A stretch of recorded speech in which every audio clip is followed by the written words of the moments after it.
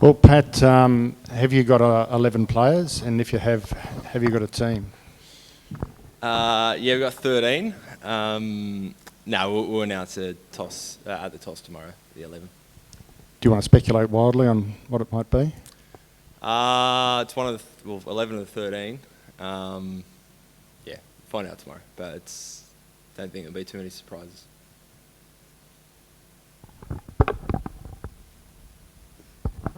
Tough to miss a couple of key players ahead of this key clash. I mean, sort of tough situation for you. Yeah, it's not ideal. Yeah, both have been star players of the tournament so far at different times. So that's the way it is. We knew at the start of the tournament we were going to need a full squad of 15, and yeah, I think I'm not even sure we've played the same 11 2 games in a row through injury or selection. So it's kind of unfortunate, but we knew over a 2-month tournament you're going to have to chop and change a bit. By when can we expect them back? Maxi's hopefully for the clash against Afghanistan, so he'll just miss this one. But he's trained well yesterday, and still take it day by day. But hoping he'll just miss this one. And then Mitchie, we'll wait and see.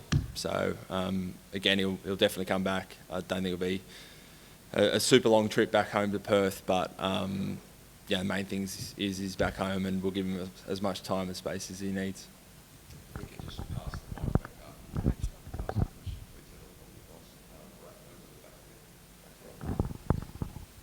Pat, you captained in 2 Ashes series now, and just the chatter that always develops in the lead up to an Australia-England clash, regardless of where they are in the table and where you are at this stage of the World Cup. Like, have you reached a point where you get amused by it, you pay heed to it, or is it just one of those things and you just dismiss it?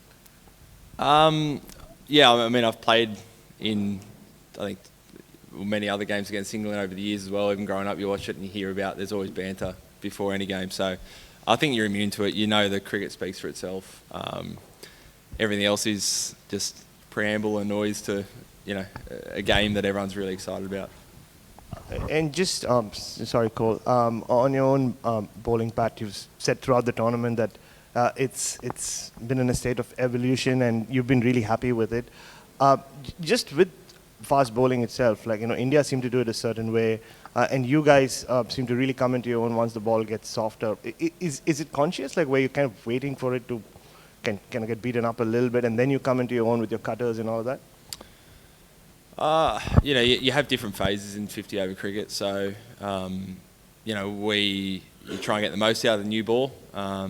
Joshy Hazelwood and Starkey are obviously world-class opening bowlers, so try and get as much as we can out of that. And then, I mean, once the white ball stops swinging, there's not really much in for the quick. So, if anything, once the ball gets a little bit softer and older, that's where it sometimes doesn't ping off the bat as hard, and sometimes the cutters and the spin bowlers, you get more out of the wicket. So, you've got to be able to bowl in all 3 phases if you want to be a bowler in any ODI side, and I feel like we're doing that pretty well at the moment.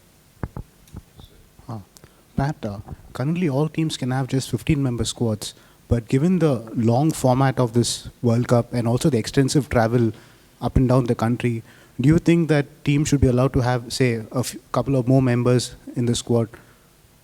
Yeah, to be honest, I mean, it's a 2-month tournament. You wouldn't want to be in a position where, say somewhere like a team like New Zealand have had some injuries, and luckily they've been able to hold someone like Kane in the squad. But if suddenly you had to rule him out, I think that wouldn't be good for cricket or a World Cup. So, it's not like you can poach players from other countries. So I always kind of think as many players as you need, you should be able to pick from. Pat, were you in the golf group with Maxi? And if not, what did you say? And if not, what was your reaction when you found out what had happened? I played golf with him in the Arvo. He played quite nicely. And then I was on the bus. So, unfortunate. It's just one of those things. Kind of freak accident. So, unfortunate. But good to know it's nothing more serious and he'll be back. And I'm not sure if you're across Joe Root's comments yesterday that he wouldn't swap any members of his team for yours. What did you make of those? Yeah, Cole just let me know those just before. I mean, of course you'd say that, would say the same about our team. So, yeah, didn't read too much into it.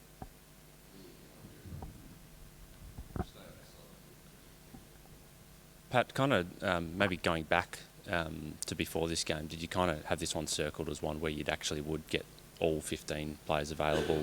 And, now that that's not the case, do you, in your head, have an idea of what your best 11 is? I mean, to be honest, once the tournament started, we kind of thought we would have 15 available. But probably, one-day cricket more than any other format, you have injuries. It's high intensity. Its games are close together, so we always knew there was going to be a certain amount of attrition. I mean, the good thing is we're still 3 games away from the semis. We need to obviously make the semi-finals, but hopefully this is kind of the last little kind of hiccup where we've got a smaller squad to pick from, and then once we get closer, we've got a full squad. But I'm kind of got in my mind the main 11, the way that we want to play, but really happy with our squad, and I think we've shown throughout this tournament we've been able to mix up the batting order, and anyone that's come in has stepped up and done really well.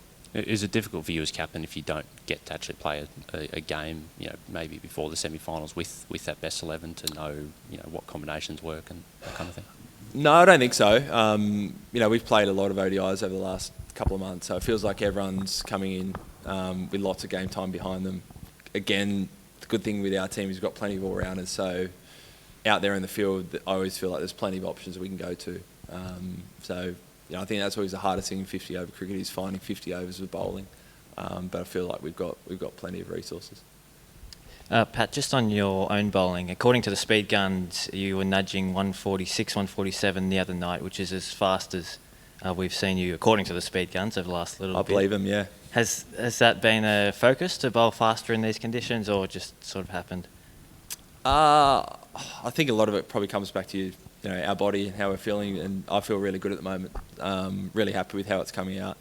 Having almost 2 months off between the Ashes and here felt like it was a great chance to freshen up and feel strong. So really happy with my body's at and how it's coming out, and without much swing or seam on offer like you might have in a test match, you're just trying to bowl, kind of run in and rip in. So been pretty happy.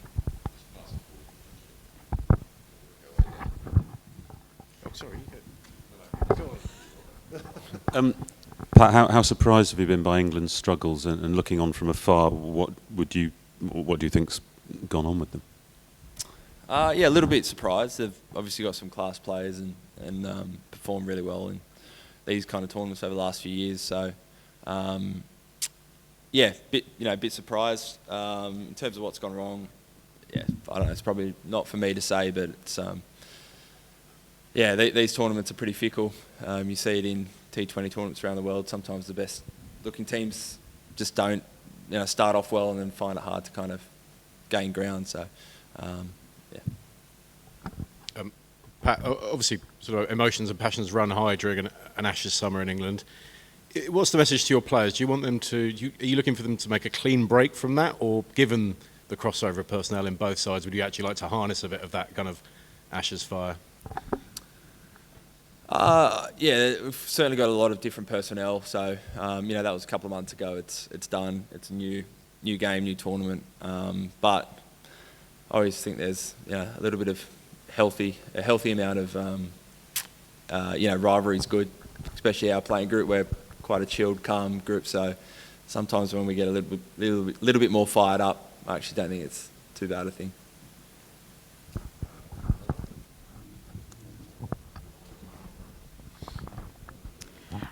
Pat, apart from a couple of games, we have seen a lot of very one-sided matches in this tournament. Just wondering if you guys have thought about it, being able to put your finger on why that might be. And also, it's sort of a bit of a big picture thing, but if you were in charge of cricket for a few days or whatever, are there any changes you would make to this format that you think would be helpful? Yeah, I can't really put my finger on the one-sided games at all, really. You know, I know a few teams have put on big totals batting first and kind of trying to keep up with the run rate. The second side falls away, but there's been games vice versa as well, which, yeah, it just happens. It's just been a bit of a quirk of the tournament. In terms of rule changes, I'd be a terrible person to ask because I'm way too bowler friendly.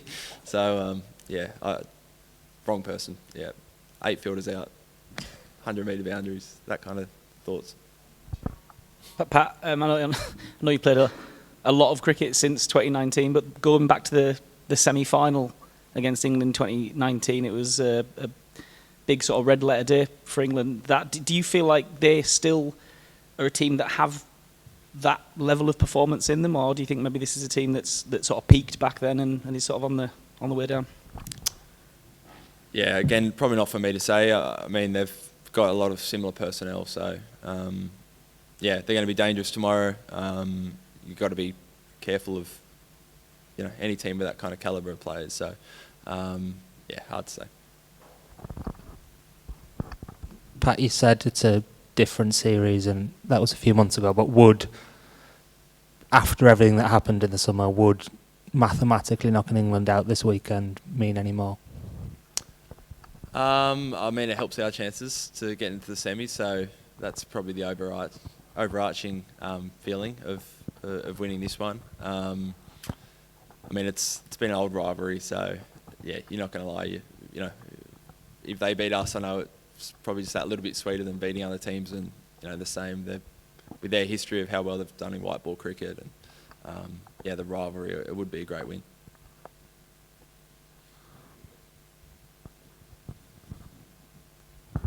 Yeah, Pat, this stadium, I mean, expecting more crowd tomorrow, considering the huge size of it, and do you expect some of your backers to be there, possibly the Indian crowd backing Australia, considering that you guys are popular in India? Yeah, we'll take any support we can get.